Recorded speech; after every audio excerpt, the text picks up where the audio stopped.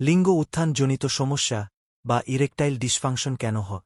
বিভিন্ন শারীরিক ও মনস্তাত্ত্বিক রোগ এবং আমাদের জীবনযাত্রার নিম্নমানের কারণেও এরকমটি হতে পারে। তবে এর প্রধান 7টি কারণ কি এখন জেনে নিন। 1. হৃদরোগ উচ্চ রক্তচাপ বা উচ্চমাত্রার কোলেস্টেরল এর কারণে সৃষ্ট এথেরোস্ক্লেরোসিস অর্থাৎ সংকীর্ণ রক্তনালী দ্বারা রক্তের খারাপ সঞ্চালন লিঙ্গে রক্ত প্রবাহকে বাধাগ্রস্ত করতে পারে, যা লিঙ্গ উত্থান বা দীর্ঘক্ষণ বজায় রাখা কঠিন করে তোলে। 2. ডায়াবেটিস রক্তে গ্লুকোজ বা সুগারের উচ্চমাত্রা সময়ের সাথে সাথে স্নায়ু এবং রক্তনালীগুলির ক্ষতি করতে পারে, যার ফলে রক্তপ্রবাহ এবং স্নায়ুর কার্যকারিতা হ্রাস পায়, যা উভয়ই একটি স্বাভাবিক ইরেকশনের জন্য গুরুত্বপূর্ণ। 3. হরমোনের ভারসাম্যহীনতা নিম্নমাত্রার টেস্টোস্টেরন বা অন্যান্য হরমোনের ভারসাম্যহীনতা, যেমন থাইরয়েডের সমস্যা, যৌন ইচ্ছা কমাতে পারে এবং ইরেকটাইল ডিসফাংশন করতে পারে। 4.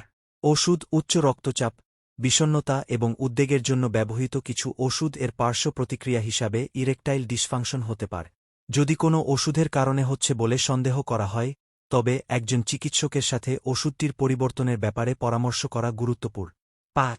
মনস্তাত্ত্বিক কারণ স্ট্রেস বা মানসিক চাপ, টেনশন বা উদ্বেগ, ডিপ্রেশন বা বিষণ্ণতা এবং স্বামী-স্ত্রীর মধ্যে সম্পর্কের সমস্যাগুলি ইরেকটাইল ডিসফাংশনে অবদান রাখতে পারে।